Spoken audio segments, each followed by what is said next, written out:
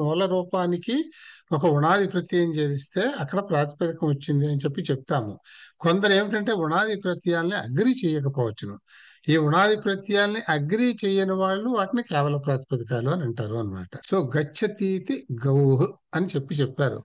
గచ్చతి అంటే గమ్ ధాతువులో నుంచి వచ్చినటువంటి క్రియారూపం కదా. అంచేత గచ్చతీతి గౌహు అని గో శబ్దము గమ్ ధాతువులోంచి వచ్చింది అని చెప్పారు. కొందరు దీన్ని ఏం చేశారు, మనం చదువుకున్నాం, ఇది కూడా నిరుక్తంలో మనం చదువుకున్నాం, దీన్ని యాక్సెప్ట్ చేయలేదు.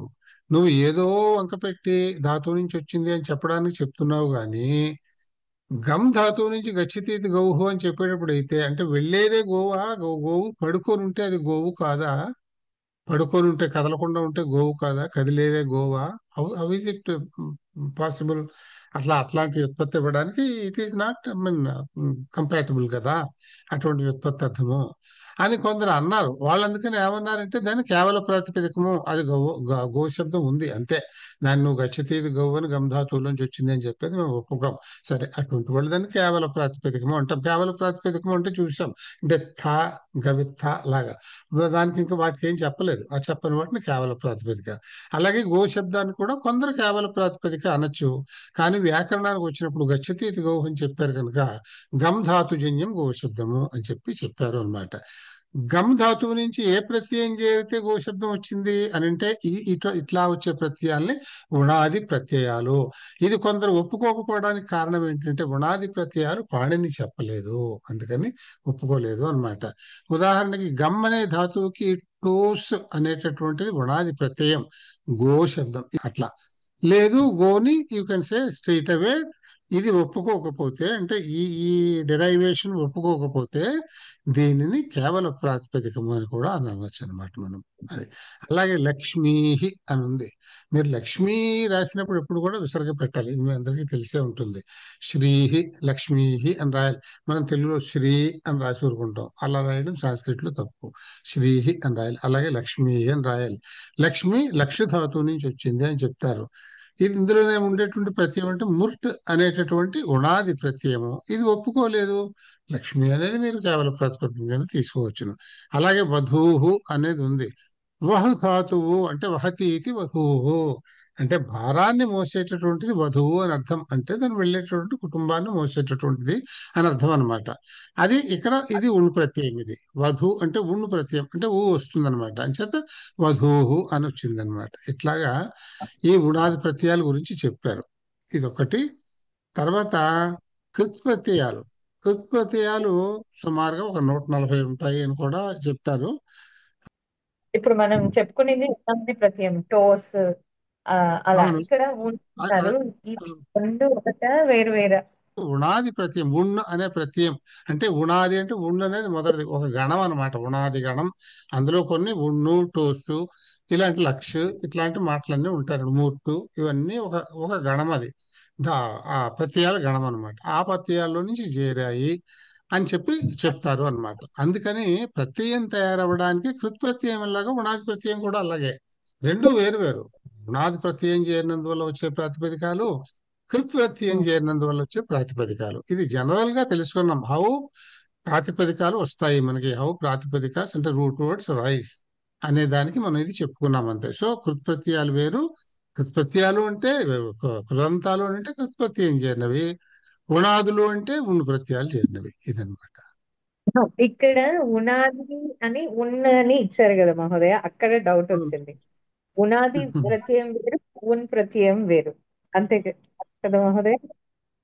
ఉణాది అంటే ఉన్న ఆదయ అని అర్థం అనమాట. ఉన్ను మొదలైన ప్రత్యయాలు, మీకు ఎప్పుడు ఒకటే గుర్తుపెట్టుకోండి, ఆది అని కనిపిస్తే ఒక గణాన్ని అడ్రస్ చేస్తున్నాడు అని అర్థం. ఆ గణం నామవాచకాల గణం కావచ్చును, ధాతువుల గణం కావచ్చును, లేదు ఒక తింగంతాల గణం, ఏదైనా కానీ, అంటే క్రియారూపాల గణం. గణం ఎప్పుడైనా కానీ ఒక గణము అంటే కొన్ని మాటల్ని ఒక గ్రూప్ చేసి ఆ గ్రూప్ ని ఆ గణము అని అంటారు. ఆ గణానికి పేరు ఏం పెడతారంటే సాధారణంగా గుర్తు పెట్టుకునేందుకు, అర్థమయ్యేటందుకు ఆ గణంలో మొట్టమొదట ఏ పేరైతే ఉచ్చారణ చేస్తారో దానికి ఆ గణానికి పేరు పెడతారు. అంటే భువాది గణము అంటాం, భూవాదయ. ఈ గణాలంటే ఏమిటనమాట, అసలు ఒక గణము అని అంటే ఇందులో ఉండే వ్యాకరణ సూత్రాలు అన్నింటికీ ఆ గణంలో ఉండే శబ్దాలు ఒకే విధంగా ప్రవర్తిస్తాయి అని అర్థం అనమాట. అందుకని లేకపోతే ఏమవుతుందంటే గణం చేయలేదనుకోండి, ఒక సూత్రం రాశాడు, ఈ సూత్రం ఏ ఏ శబ్దాలకు వస్తుంది అంటే ఆ గణంలో ఉండే 30 ఉండొచ్చు, 300 ఉండొచ్చు, 3 ఉండొచ్చు, అవన్నీ రాయాల్సి వస్తుంది అస్తమానం. అలా రాయకుండా ఈ ఫలాని గణము అని అలాగే దాన్ని గణం కింద పెట్టారు అన్నమాట. అలాగే ఇక్కడ కూడా ఉణాది గణము అంటే ఉణ్ ప్రత్యయాలు, ఉణ్ణు గణానికి సంబంధించిన ప్రత్యయాలు. ఉణ్ణు గణంలో ఏం ప్రత్యయాలు ఉంటాయి అంటే ఉన్నొక ప్రత్యయం, టోస్ ఒక ప్రత్యయం, లక్ష అనేది ఒక ప్రత్యయం, మూర్తి అనేది ఒక ప్రత్యయం, ఇంకా ఉండొచ్చును. ఇలా ఇప్పుడు మనం చూసేది ప్రత్యయాలు ఏమిటి, వీటి వల్ల ప్రాతిపదికాలు ఎలా తయారవుతాయి, ఏ ప్రత్యయం వల్ల ఏ ఏ సందర్భాల్లో ప్రాతిపదికాలు తయారు కాగలవు. ఎందుకంటే మనకు తెలుసు అన్ని ప్రత్యయాలు ఎప్పుడు అన్ని శబ్దాలకి రావుగా, ఎప్పుడెప్పుడు వస్తాయి అనే వాటి కండిషన్స్ కొన్ని మనం జనరల్ గా చూద్దాం, డీటెయిల్స్ చూడొద్దు, ఎక్కువ టైం పెట్టేసింది. అంచేత ఇందులో చూడండి, ఎప్పుడు కూడా మనకి ఆ ఈ కృత్ప్రత్యయాల వల్ల వచ్చే అర్థాలు కర్తని అడ్రస్ చేసే వాటిని కర్తరి అని అంటాం. అంటే కర్తరార్థకంలో కొన్ని వస్తాయి, భావార్థకంలో కొన్ని వస్తాయి, భావాన్ని తెలియజేస్తాయి. తర్వాత భూతి అంటే భూతకాలానికి సంబంధించినటువంటి విషయాన్ని తెలియజేసేటందుకు, అంటే కొన్ని కృత్ప్రత్యయాలు ఉదాహరణకి మీరు అందరూ అంటారు పఠితవా, నేను చదివేశాను. పఠితవాన్లో తవత్ అనే ప్రత్యయం ఉంది, అది కృత్ప్రత్యయము. పఠితవాన్ అంటే ఏమిటి, నేను చదివేశాను అంటే మీకు అది భూతకాలాన్ని తెలియజేస్తుంది. అంచేత కృత్ప్రత్యయాల్లో భూతకాలాన్ని తెలియజేసే ప్రత్యయాలు ఉంటాయి. అలాగే విద్యాదిషు అంటే విధి, ఇట్ ఈజ్ యువర్ రెస్పాన్సిబిలిటీ. ఇప్పుడు అనీయర్ అనే ప్రత్యయం ఉంది, కరణీయం. అనీయర్ అనే ప్రత్యయం చేరిస్తే కరణీయం అని వస్తుంది మనకి. కరణీయం అంటే నువ్వు చేయాల్సిందే, నీ విధి, it is your responsibility to do that. అందుకని విధి. అలాగే కృదంత అవ్యయాలు, కొన్ని అవ్యయాల రూపంలో కృదంత ప్రత్యయం చేస్తే అవ్యయాలు అవుతాయి. అవి ఇవి మనకు తెలుసును. త్వా ఒకటి, లెప్ ఒకటి. అంటే ఏదన్నా ఒక శబ్దం ప్యూర్ శబ్దం అయితే త్వా అని చేరుతుంది, అంటే పఠిత్వా. అది అదే కనుక దానికి ఒక ముందు మాట ఒకటి, ఒక ప్రీఫిక్స్ ఒకటి ఉంటే, అంటే సంపాఠ్య అంటే సమ్యక్ పాఠ్య అంటే అది, దాన్ని ఏమంటాం, ఆ యా వచ్చినప్పుడు దాన్ని లెప్ అంటాం. ఈ రెండు ఒకే అర్థంలో వస్తాయి. ఇక్కడ ప్లేన్ వర్డ్ అయితే ఒకటి, దానికి ప్రీఫిక్స్ ఉంటే లెప్ వస్తుంది అనమాట. ఈ విధంగా.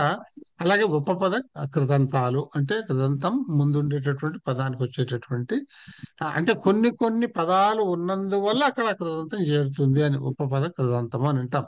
అంటే అక్కడ ఒరిజినల్ గా రాకపోయినా ఆ పదం వాడినందువల్ల, ఒక ప్రత్యేకమైన పదం అక్కడ ఉన్నందువల్ల, ఉదాహరణలు కింద చూసుకుని వస్తాము, వాటిని ఉపపద కృదంతాలు అని అంటాం అన్నమాట మనం. ల్యుట్ అనే ప్రత్యయం మనకి అన అనేది ప్రయోగంలో కనిపిస్తుంది. అంటే గమ్ ధాతు ఉంది, గమ్ ధాతువుకి లిట్ ప్రత్యయం చేస్తే గమన అని ఒక ప్రాతిపదికం వస్తుంది అనమాట, గమన. అలాగే మురు ధాతు ఉంది, మరణ. ఇలాగే వస్తాయి అన్నమాట. ఈ అణ అనేది వస్తుంది. దీని ఉదాహరణలన్నీ కూడా నేను రాశాను, మీకు ఇది పెడతాను కనుక చదువుకోండి. శ్లోకాల్లో చక్కగా దీనికి మంచి మంచి ఉదాహరణలు రాశారు. పూర్వం రామతపోవనాభిగమనం హత్వా మృగం కాంచనం వైదేహీ హరణం జటాయుమరణం సుగ్రీవ సంభాషణం వాలి నిగ్రహణం సముద్రతరణం లంకాపురీ దాహనం పశ్చాద్రావణ కుంభకర్ణ హననం ఏతద్ధి రామాయణం. ఇది మనకు తెలిసిన ఏకశ్లోకి అని అంటాం కదా, రామాయణం మొత్తం ఇట్లా చెప్పేశారు. అలాగే ఆదో దేవికి దేవి గర్భజననం గోపీ గృహే వర్ధనం మాయా పుత్ని జీవితాపహరణం. అంటే ఇక్కడ పోతన గురించి చెప్పాడు. జీవితాపహరణం గోవర్ధనోద్ధారణం కంసచ్ఛేదన కౌరవాది హననం కుంతీ సుతాపాలనం ఏతద్భాగవతం పురాణ కథితం శ్రీకృష్ణ లీలామృతం. ఈ విధంగా మనకి శ్లోకాల్లో చక్కగా ఉదాహరణలు చెప్పారనమాట. ఇంకా కూడా మనకి అని వచ్చేది కదా. ఇక్కడ చూడండి, గమనం, హరణం, సంభాషణం, నిగ్రహణం, ఇవన్నీ కూడా ఇక్కడ లుట్పత్యంతో వచ్చినటువంటివి ఈ శ్లోకాలను ఉదాహరణగా చూపించారు. ఇంకో శ్లోకం కూడా ఉంది. కరణం మధురం తరణం మధురం హరణం మధురం రమణం మధురం వమితం మధురం శమితం మధురం మధురాధిపతేరఖిలం మధురం. ఇది కూడా మనకి ఇక్కడ కూడా మధురం, ఇందులో కూడా అనం అనే ప్రత్యయమే ఉంది. అంటే వీటిలన్నింటిలోనూ కూడా ఉన్నటువంటి ప్రత్యయం ల్యూట్ అనే ప్రత్యయము. ఈ విధంగా అన్ని ఉన్నాయి, ఇంకా అన్ని చదువుకోవద్దు. నేను రూపాలు చెప్తూ వెళ్ళిపోతాను ల్యూట్ గురించి. ఇంకా ఈ ల్యుడంతం ల్యుట్ ప్రత్యయం వచ్చినంత అంటే ల్యుట్ ప్రత్యయంతో అంతమయ్యేటటువంటి ప్రాతిపదికాలను ల్యుడంతాలు అని అంటాం మనం. ల్యుడంతాలు. ఇక్కడ యు అనేది అన అనేది ఇది భావార్థకము అవుతుందన్నమాట. సరే, ఇంకా అంత డీటెయిల్స్ ఇప్పుడు వదిలేండి. తర్వాత అలాగే ఇంకా ఉదాహరణలు మనం శబ్దాలుగా చూసుకుంటే ఇక్కడ శ్లోకాలు ఉదాహరణలు చూపించాము. చూసుకుంటే షోడశోపచార సేవనం, ఇది అంటే ఏమున్నాయంటే ధ్యానం, ఆవాహనం, ఆసనం చెప్తాం కదా. షోడశోపచారాలు పూజలు చేస్తారు కదా. సో ఈ 16 ఇవన్నీ కూడా ఈ ల్యుట్ ప్రత్యయం వల్ల ఏర్పాటు చేసినటువంటి శబ్దాలే. చేయుట చేయుట చేయుట అనేటటువంటి ఉదాహరణ. భావార్థకాలు అని అంటాం మనం. ఇలా చెయ్యండి. భావార్థకం అంటే బోధించేటటువంటి అర్థంలో అని, ఇలా చెయ్యండి ఇలా చెయ్యండి అని చెప్పడం అనమాట. ఇది అన్ని ధాతువులకి వర్తిస్తుంది. అన్ని ధాతువుల విషయంలోనూ కూడా ఈ భావార్థకంగా వాడేటటువంటి ల్యుట్ ప్రత్యయం అప్లై చేయవచ్చును. తర్వాత రూపసిద్ధి ఏముంటుంది అని అంటే హ్రస్వ అకారాంతము, అది నపుంసకలింగ శబ్దం అయి ఉంటుంది. తర్వాత ఇది అన్ని వచనాల్లోనూ అంటే ఏక ద్వి బహువచనాలు అన్నింటిలోనూ కూడా ఈ ప్రత్యయాన్ని చేర్చి శబ్దాల్ని ప్రాతిపదికాల్ని తయారు చేయవచ్చును అని చెప్పారు అన్నమాట. ఏమంటే కరణార్థకం అంటే అధికరణంలో అంటే వ్యాకరణం. వ్యాకరణం అంటే వ్యాక్రియంతే అనేది మనం వ్యాక్రియంతే అంటే విడమర్చి అధ్యయనం చేసేటటువంటిది వ్యాకరణం అని అర్థం అనమాట. సో ఇటువంటి శబ్దాల్లో ఏమిటంటే అది కరణార్థక శబ్దము అని అంటాం. అధికరణము ఆధారమైనటువంటిది అని కూడా చెప్పొచ్చు మనం అది. సో అక్కడ కూడా కేవలం భావార్థకంలో కాకుండా అందులో కూడా వాడతాం మనము. ఇంకా ఇక్కడ ల్యుట్కి అనా అని వస్తుందన్నాం. ఈ అనా అని వచ్చేటటువంటి ఇతర ప్రత్యయాలు కూడా కనిపిస్తాయి. యుచ్ అనే ప్రత్యయం ఒకటి ఉంది, ల్యూ అనే ప్రత్యయం ఉంది. ల్యుట్ కాకుండా ఈ ప్రత్యయాలు కూడా ఉన్నాయి. అంటే మరి చెప్పుకున్నాగా 140 ప్రత్యయాలు ఉన్నాయని, వాటిలో ఇవి కూడా ఉన్నాయి. కానీ ఎక్కువగా మనం వాడేది ల్యుట్ ప్రత్యయం కనుక ముఖ్యమైనటువంటిది ల్యుట్ ప్రత్యయం ఒకటి గుర్తుపెట్టుకుంటే సరిపోతుంది. దీనికి ఏ సూత్రాల ద్వారా ల్యుట్ ప్రత్యయం విధించబడింది చెప్పాం కదా. కొన్ని గ్రూప్ ఆఫ్ వర్డ్స్ కి ఒక్కొక్క సూత్రం ద్వారా దాన్ని అప్లై చేస్తారు. అది ఒకే సూత్రం ద్వారా ల్యుట్ ప్రతి చోట వస్తుంది అని లేదు. ఒక్కొక్క చోట రావడానికి ఒక్కొక్క రకంగా సూత్రం ఉంటుంది అన్నమాట. అంచేత అటువంటి సూత్రాలు కొన్ని ఇక్కడ రాశాను. ఇది అవసరం లేదు, ఇప్పుడు అక్కర్లేదు. తర్వాత ధాతువుకి అనం అణం ల్యుట్ ప్రత్యయం చేస్తే అనం అణం అంటే నతం నతం ఎప్పుడు వస్తుందో మనకు తెలుసును కదా.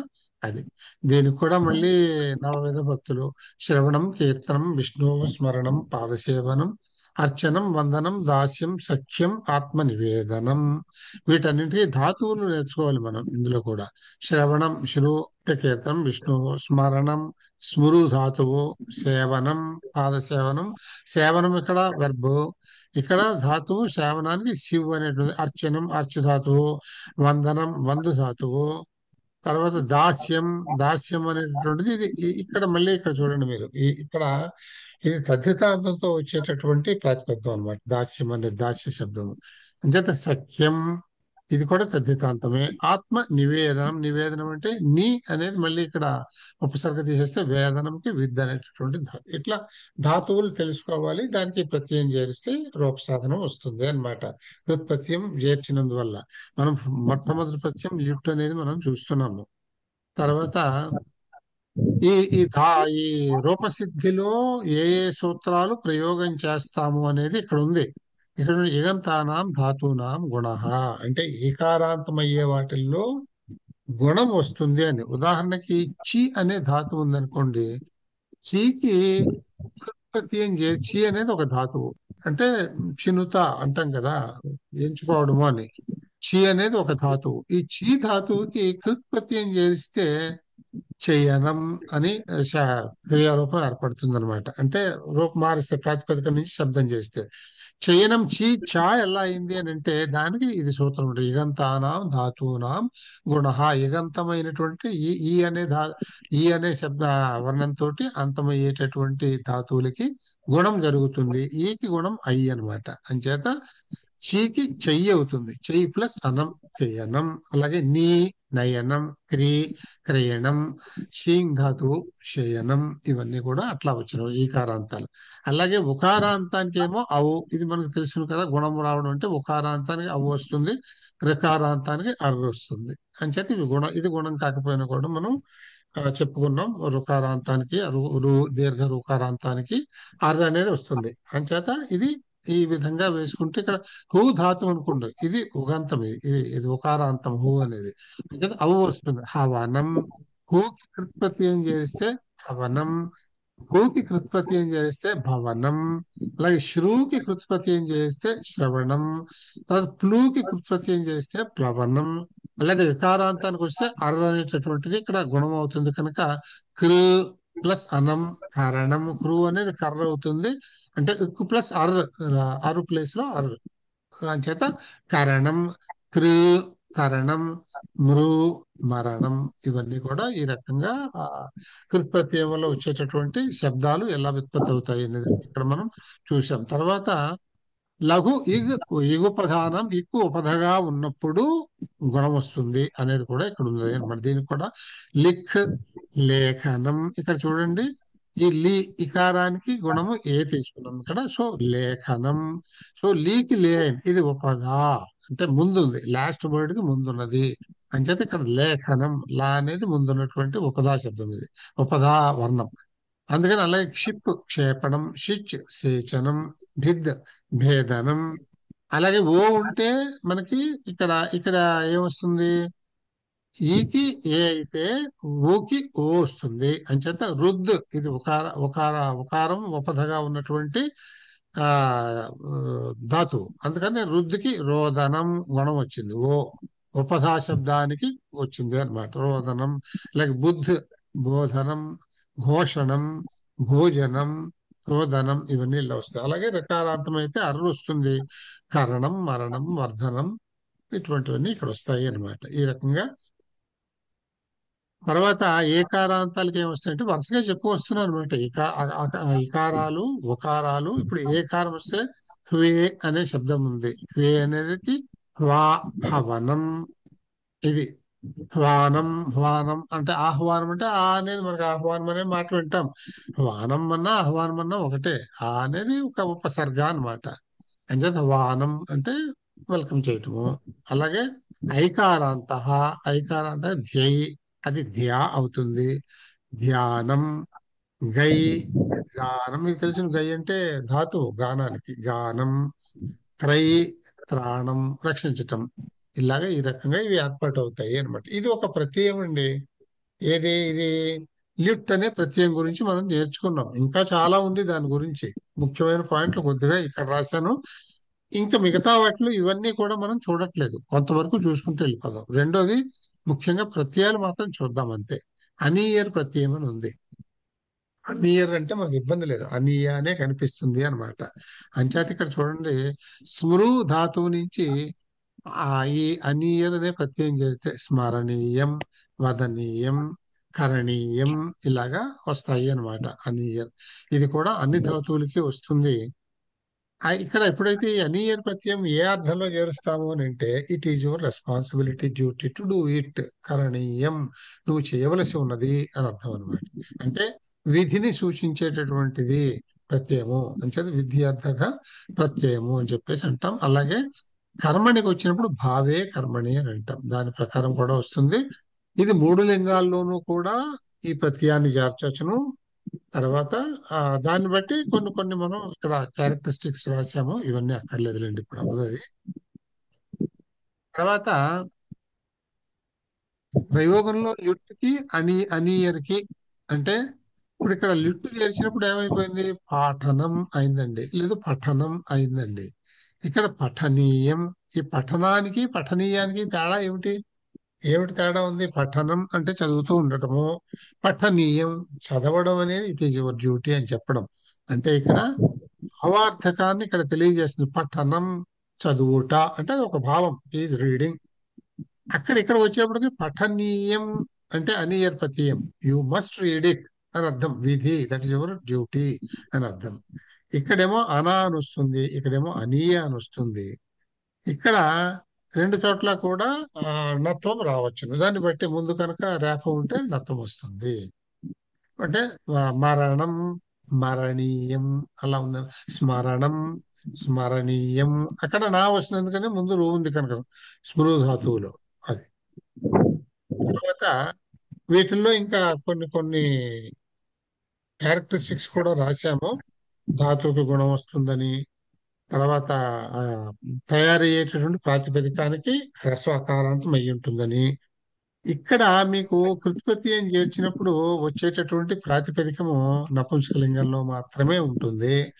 ఇక్కడ మాత్రం 3 లింగాల్లోనూ ఉంటుంది. అనీయ ప్రత్యయం చేర్చినప్పుడు 3 లింగాల్లోనూ కూడా ప్రయోగం ఉంటుంది అని ఈ రకంగా కొన్ని కొన్ని మనం రాసాం క్యారెక్టరిస్టిక్స్. ఇది తర్వాత చదువుకోండి, ఇప్పుడు అక్కర్లేదు అది. ఇక్కడ కొన్ని కొన్ని మనం ఉదాహరణలు రాసాము. ఇప్పుడు గమ్ అంటే గమ్ ప్లస్ అన, ల్యుట్ అంటే గమ్ ప్లస్ అన గమన, దాన్ని శబ్దం చేస్తే గమనం. అలాగే గమ్ ప్లస్ అనీయర్ గమనీయ, దాన్ని శబ్దం చేస్తే గమనీయం. లిక్ లో ఉపధ ఇకారం, ఉపధ అంటే ముందరి వర్ణము అన్నమాట, పెనల్టిమేట్. సో ఇక్కడ ఇకారం ఉన్నప్పుడు దానికి ఉపధ, ఇకారం ఉన్నప్పుడు దానికి గుణం వస్తుంది. అంచేత లేఖనం, లేఖనీయం. అలాగే నుద్దు, ఇది కూడా ఉపధ. ఉపధ వచ్చినప్పుడు ఏమైంది? నోదనం, నోదనీయం అనేది. ఇవన్నీ కూడా ఈ దృష్టిలో అరుకారం ఉంది, ఉపధ రకారం. అంచేత దర్శనం, దర్శనీయం. ఈ విధంగా ఇవన్నీ కొన్ని ఉదాహరణలు రాశాము. కొన్ని విశిష్టమైన ధాతువులు అని అంటే ఈ రకంగా కనపడకుండా కొంచెం వేరు వేరే సూత్రాల వల్ల కనపడేటటువంటి రూపం కొంచెం తేడాగా ఉంటుంది. మృజ్జు ధాతువు ఉందనుకోండి, మార్జనం, మార్జనీయం. మృజ్జు అంటే చిలకరించుకోవడం. తర్వాత దరిద్రాణం, దరిద్రణీయం. ఇలాంటివి కొన్ని. ఇప్పుడు స్పృహ అనేది, దీనికి స్పృహయతి అంటే ఇవి నిజంతాలు కంపల్సరీగా ఉంటాయి ఈ శబ్దాలకి. ఇది స్పృహణం, స్పృహణీయం. ఇవి కొన్ని ప్రత్యేకంగా ఉండేటటువంటివి శబ్దాలు అన్నమాట. సరే, ఇంకా ఇవన్నీ వద్దులేండి. నియర్ విశిష్టాధ్యయనం గురించి చాలా రాసుకున్నాయి ఇవి. అది ఏ ఏ సూత్రాలతోటి వస్తుంది అంటే తవ్యతవ్యానీయర అంటే తవ్యత్, తవ్య, తవ్యత్ ఈ రెండింటికి కూడా అనీయర్ ప్రత్యయం వస్తుంది. ఇలాగా కొన్ని కొన్ని సూత్రాలు ఉన్నాయి. ఆ సూత్రాల ప్రకారం ఆయా సందర్భాల్లో ఆయా ప్రత్యయాల్ని మనం ఎడిషన్ చేయవచ్చును, చేర్చవచ్చును అని అర్థం. ఇప్పుడు రెండు చూసాం మనం. రెండు ఏమేమి చూసాము? ఒకటి అన, ఒకటి అనీయ. అది మూడో ప్రత్యయం నూళ్ళనే ప్రత్యయం.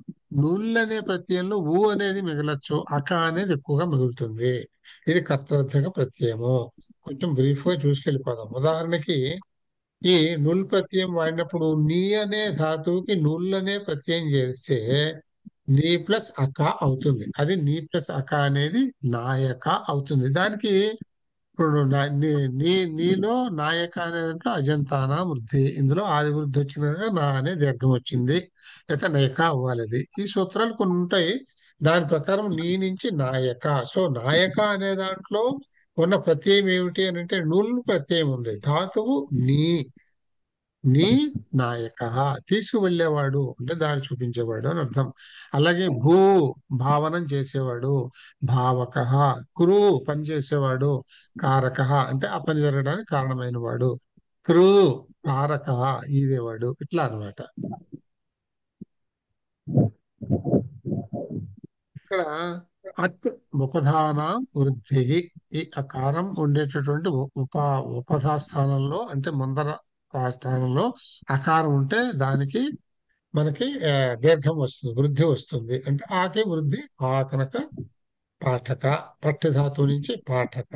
ఇక్కడ కూడా ఇదే ప్రత్యయం, సేమ్ ప్రత్యయము, నుళ్ళనే ప్రత్యయము. అలాగే కొన్ని వేరు వేరు సూత్రాల వల్ల ఇందాక పైన లఘు ఉపధానం గుణ అంటే ఉపధ ఇగంతం అయి ఉంటే దానికి గుణం వస్తుంది. సో ఇలా కొన్ని కొన్ని ఉన్నాయి, ఇది అక్కర్లేదు. ఇంకా తుమ్మున్ ప్రత్యయము, తుమ్మున్ ప్రత్యయం వస్తే తుమ్మున్నంతాలు ఉంటాయి. ఇది మీకు బాగా అలవాటు ఉన్న ప్రత్యయం ఇది. సో తుమున్ తుమ్ అనేటటువంటిది మనకు కనపడుతుంది. అన్ని ధాతువులకి ఇది వస్తుంది, అన్ని లింగాల్లోనూ వస్తుంది, అన్ని విభక్తుల్లోనూ వస్తుంది, అన్ని వచనాల్లోనూ వస్తుంది. కొన్ని ఉదాహరణలు చూస్తే సరిపోతుంది మనకి.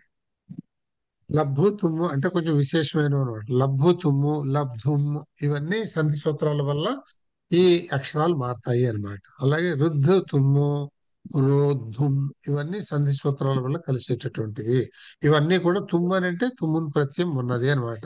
అంటే రోద్ధుం, లబ్ధుం ఇటువంటి విశేషాలని, ద్రష్టుం ఇవన్నీ కొంచెం విశేషమైనటువంటి వర్బులు చూపించాను ఇక్కడ. దృశ్య తుమ్ము, ద్రష్టుం, మొహు తుమ్ము, ఓఢుం, ఓఢుం నా శక్య నా శక్నోమి, ఓఢుం నా శక్నోమి ఇది నేను భరించలేకపోతున్నాను అని అర్థం. మొహ అనే ధాతువులో నుంచి ఓఢుం వస్తుంది. అలాగే దుహ్ అనేటటువంటి దానికి తుమ్మున్నంచితం చేస్తే దగ్ధుం, దగ్ధుం తగలబడ్డాం. అలాగే దుహు పెడితే దోగ్ధుం, ఇక్కడ చూడండి ఇక్కడ దగ్ధుం ఇది బర్నింగ్, దోగ్ధుం ఇది పెతకడం. అట్లా తర్వాత ప్రాచ్యాతుం, ప్రాష్టం ఇట్లాగా మనకి తుమ్మున్నంత శబ్దాలు వేరు వేరు రూపాలుగా మనకి కనపడతాయి. ఈ రూపాలు సేటు అనిట్టు వేట్లు బట్టి ఆ రూపసిద్ధి వస్తుంది అనేది దానికి వేరు వేరు సూత్రాలు చెప్తారు అన్నమాట. సో ఇవి ఏ ఏ సందర్భాల్లో తుమ్మును ప్రత్యయం వాడచ్చు అనే దానికి ఇక్కడ నేను ఇవన్నీ కూడా రాశాను నేను. తర్వాత ప్రత్యయం తవ్యత్ లేక తవ్య ఈ రెండు వేరు వేరు ప్రత్యయాలే కానీ రూపం ఒకలాగే ఉంటుంది. ఇది దీనికి కూడా కొన్ని ఉదాహరణలు మనం చూసేద్దాం. ఈ సూత్రాలు అన్ని వద్దు మనకి. చూడండి దా అనే ధాతు ఉంది, దానం చేయడం, దాతవ్యం, జ్ఞాతవ్యం, గాతవ్యం అంటే పాడవలసినది, వే వాతవ్యం ఇలాగా ఏగంతాలైతే నేతవ్యం అంటే గుణం వస్తుంది అనమాట. నీ ధాతువుకి నేతవ్యం, శ్రూ ధాతువుకి శ్రోతవ్యం, క్రూ ధాతువుకి కర్తవ్యం అంటే క్రూకి అర్ర ఇవన్నీ కూడా గుణాలు వచ్చాయి అనమాట. హలంతానాం సంధి అత్తవ్యం సరే ఇవి అక్కర్లేదు అనుకోండి. ఇవన్నీ వేరు వేరు ఉదాహరణల్లో ఎక్కడెక్కడ వస్తాయి అనేది కొంచెం డీటెయిల్డ్ గా రాశాను, అది అక్కర్లేదు. దాని తర్వాత ఏమో తృచ్ ప్రత్యయం. తృచ్ ప్రత్యయం అంటే ఇవి కూడా మనకి చాలా వరకు మనకి తెలుసు.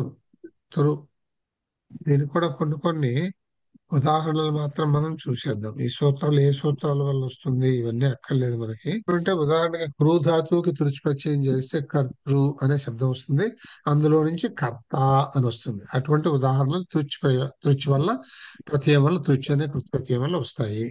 దాని తర్వాత త్వా అనే ప్రత్యయము, త్వా వల్ల మనకు కనపడే త్వా అని వస్తుంది. త్వా అంటే ముందు జరిగిన పని, అంటే రెండు పనులు సైమిల్టేనియస్ గా జరిగినప్పుడు, అంటే ఒకదాని వెనకాల ఒకటి కంటిన్యూమ్ లో జరిగినప్పుడు ముందు జరిగిన పనికి త్వా అనే అర్థం అనమాట. మనం చదివి లిట్ అంటే అనా అనే వస్తుంది, అనీయర్ అంటే అనీయ అని వస్తుంది, నుల్లు ప్రత్యయం అక అని వస్తుంది, తుమున్ ప్రత్యయం తుమ్ అని వస్తుంది, తవ్య అని వస్తుంది. తృచ్చి మనకి తృచ్చి అనేటటువంటి దాంట్లో మనకి అరుకారం ఉన్న దగ్గర వచ్చేటటువంటిది అనమాట. అంటే ఇప్పుడు గమ్ ధాతువులో నుంచి గంత్రి ఇక్కడ తృచ్ ప్రత్యయం చేరింది అనమాట. త్వా ఈ త్వాలో మనకి త్వా అనేది కనిపిస్తుంది, ఈ కా కింద పోతుంది అనమాట. అలాగే లెప్ అంటే మనకి ఇక్కడ ఈ ధాతు రూపాలకి ఒక ప్రీఫిక్స్ ఉండేటట్లయితే లెప్ అనే త్వా ప్లేస్ లో లెప్ అనేటువంటి ప్రత్యయాన్ని మనం వాడతాము. తర్వాత కవతు ప్రత్యయము. కవతు అంటే ఇది మనకి తెలుసు కదా, మనకి అనే పెట్టవాను ఇటువంటి శబ్దాలు వచ్చేవి, అది కవత్ ప్రత్యయము. ఇది మూడు లింగాల్లోనూ వస్తుంది, ఇవన్నీ మనకు తెలిసినవే. తవతి, తవాన్ ఇలా వస్తాయి కదా.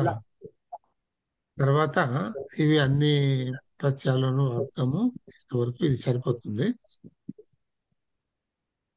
తా ప్రత్యయము, తా అంటే ఇది కూడా మనకి తెలిసినటువంటి ఎక్కువగా వచ్చేటటువంటి శబ్దమే ఇది కూడాను. అంటే తా ప్రత్యయం జ్ఞా ధాతువు నుంచి జ్ఞాతం అంటే జ్ఞాత, అలాగే ధైలో నుంచి ధ్యాతం, త్రైలో నుంచి ప్రాతం, ప్రాణం. ఇది కూడా విద్యార్థకంలోనే మనం చెప్తాము అనమాట, ఈ తా ప్రత్యయం అనేది కూడా. ఇవన్నీ వస్తాయి.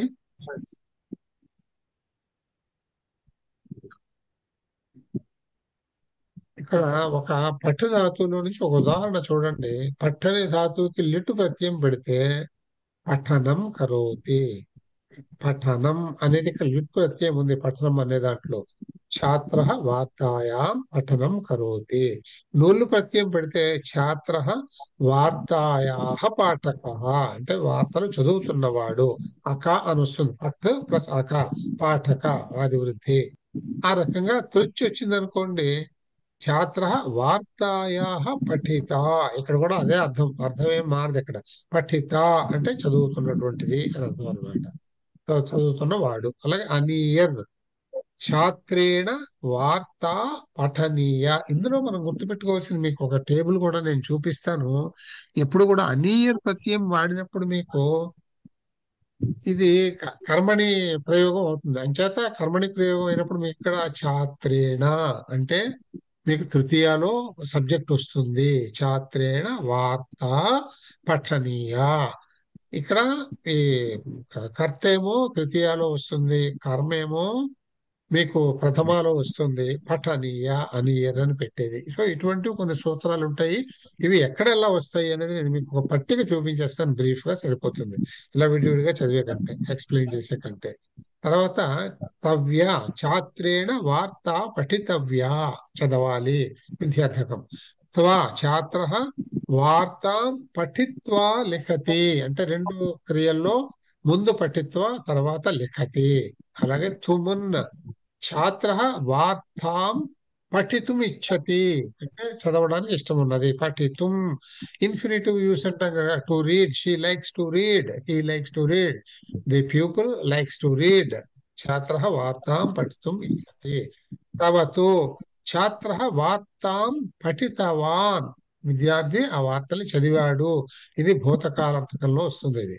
అలాగే క్షాత్రేణ వార్త పఠిత, ఇక్కడ కూడా కా ప్రత్యయం వచ్చింది. సో ఈ రకంగా ఇవి వస్తాయి. కొంచెం ఈ క్రియ లాంటి ధాతువులు ఉంటే కొంచెం రూపాలు కొంచెం తేడాగా ఉంటాయి, సూత్రాలను బట్టి వస్తాయి అవి, దాన్ని బట్టి చూసుకోవచ్చు. శృ ధృ త్రు ఇలా ఈ ధాతువులన్నీ కొన్ని కొన్ని నేను చూపించాను. తర్వాత ప్రత్యయం కృత్ప్రత్యయం శత్రు శానచ్ అనే ఉంటాయి. శత్రు అనేది మనకు తెలుసును. శత్రులో అత్ అనేటటువంటి ఇది వస్తుంది, అంటే పఠత్ అని వస్తుంది, అలా అన్నమాట. అత్ అనేది చేరుతుంది పఠధాతు శత్రుపతి చేసే పఠత్. అలాగే ఆ శానచ్ అనే ప్రత్యయం పరస్మైపది ధాతువులు అయితే శత్రు ప్రత్యయం చేరుతుంది, ఆత్మనేపథ ధాతువులు అయితే శానచ్ ప్రత్యయం చేరుతుంది. రెండు ఒకటే. శానచ్ ప్రత్యయం చేరినప్పుడు ఆనా అని గాని మానా అని గాని కనపడుతుంది అన్నమాట. ఇప్పుడు ఈ ఈ శత్రువు అనేది ఇప్పుడు లిక్ అనే ధాతువుకు పెడతాం అనుకోండి, లెఖత్ అనేటటువంటి శబ్దం అని వస్తుంది శత్రు ప్రత్యయం అయితే. అదే మీరు ఆత్మనేపథకి వెళ్తే పాచక అని ఉందనుకోండి, పచ్ అనే ధాతువు ఉందనుకోండి, అక్కడ పచమాన అనే రూపం వస్తుంది, అది శానచ్ ప్రత్యయం అన్నమాట. ఈ రకంగా ఈ ప్రత్యయాలు కూడా ఉన్నాయి. అయిపోయా ఇంకా ఉన్నాయా?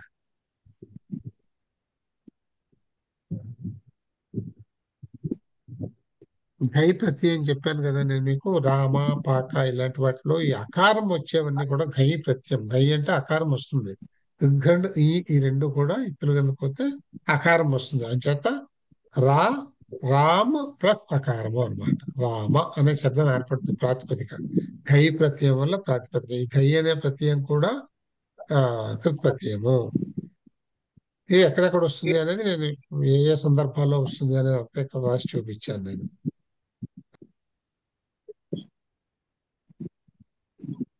ఇది చూడండి, కృత్ప్రత్యయాలు లక్షణాలు. లక్షణాలు అంటే ఇంత క్యారెక్టరిస్టిక్స్ అని చెప్పాను కదా, ఏ సందర్భంలో వస్తుంది, మార్పులు ఏ విధంగా వస్తాయి అనే దానికి చూడాలి అని అంటే ఇక్కడ మనం ఎన్ని ప్రత్యయాలు తీసుకున్నాము, ఒక 10 ముఖ్యమైన ప్రత్యయాలు మనం తీసుకున్నాం ఇక్కడ. ఈ 10 ముఖ్యమైన ప్రత్యయాల్లో మొదటిది ల్యుట్, అంటే ప్రత్యయం ల్యుట్టు. ప్రాయోజితం అంటే మనకి కనపడే రూపం అనా అని వస్తుంది. ఇది భావార్థక సందర్భంలో భావాన్ని తెలియజేయడానికి ఈ ప్రత్యయాన్ని వాడతాము. ప్రాతిపదికం అకారాంతమై ఉంటుంది, నపుంసకలింగంలో ఉంటుంది. కర్త ప్రథమా విభక్తిలో ఉంటుంది, కర్మ షష్ఠీ విభక్తిలో ఉంటుంది. ఉదాహరణ ఇక్కడ మనం పుష్ ధాతువు తీసుకుంటే అనా అని వస్తుంది కదా, పోషణం. అలాగే లల్ అనే ధాతువు తీసుకుంటే లాలనం, లాలించడం. ఈ రకంగా అనం అనేటటువంటి వస్తాయి అని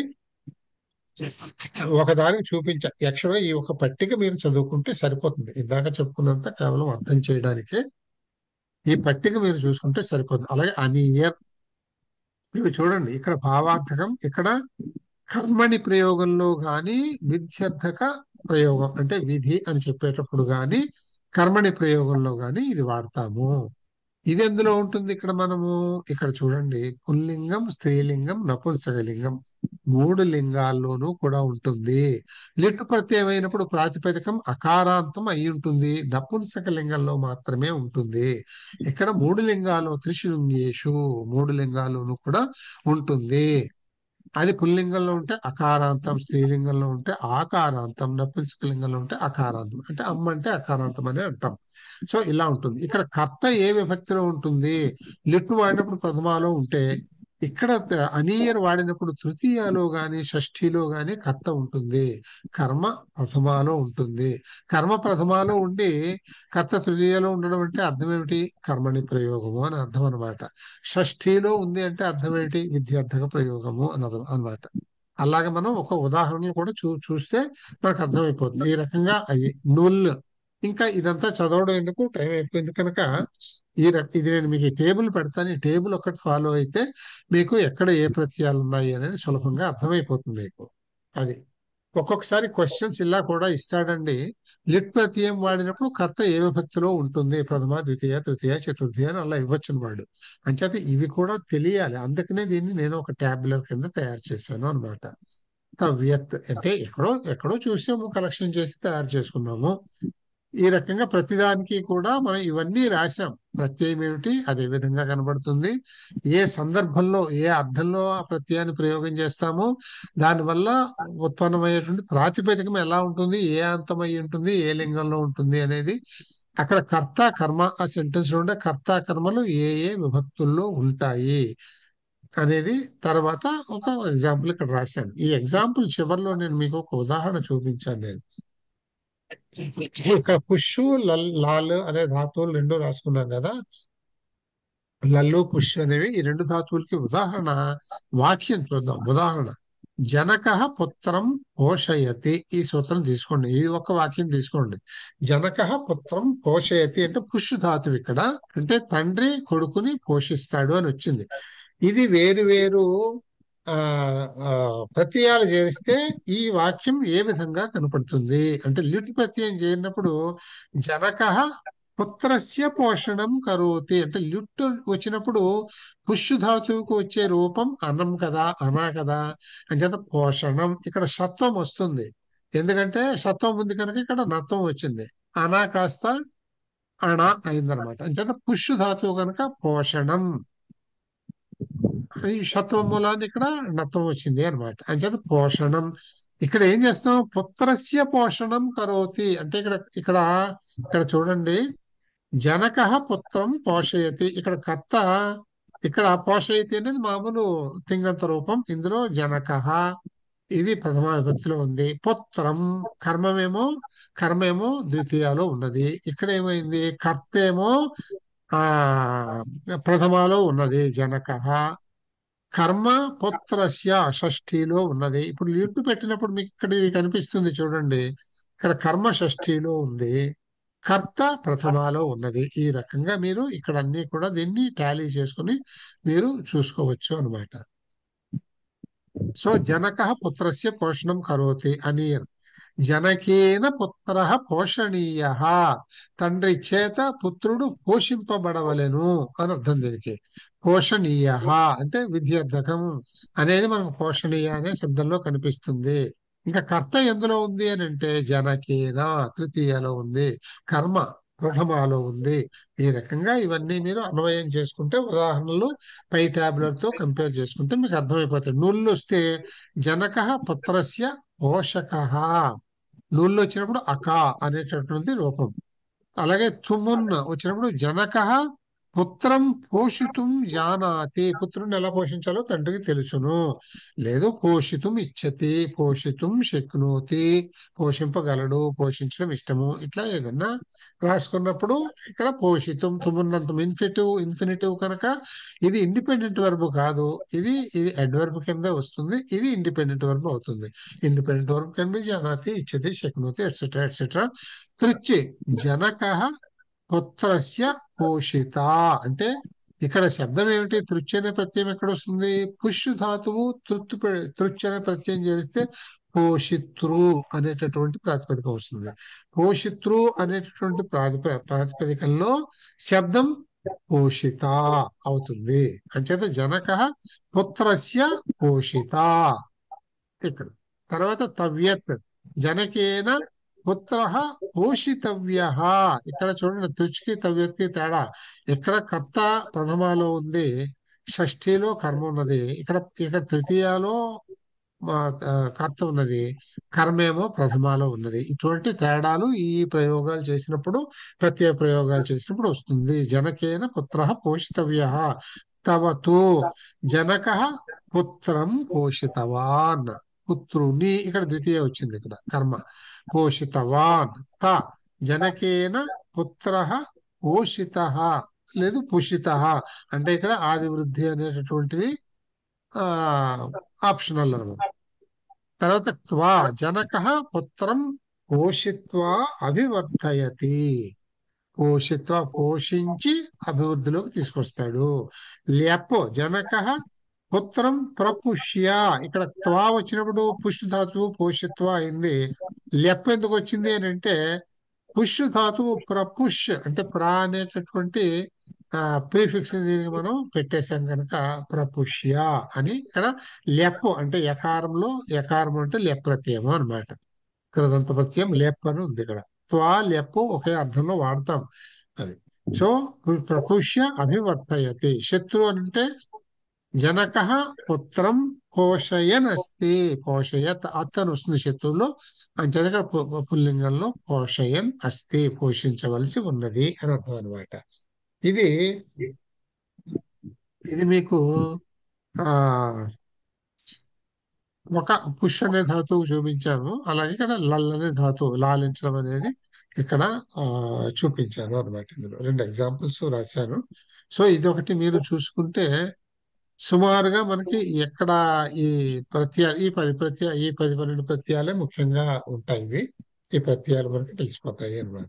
సో ఇక్కడికి మనం దీన్ని స్టాప్ చేద్దామండి.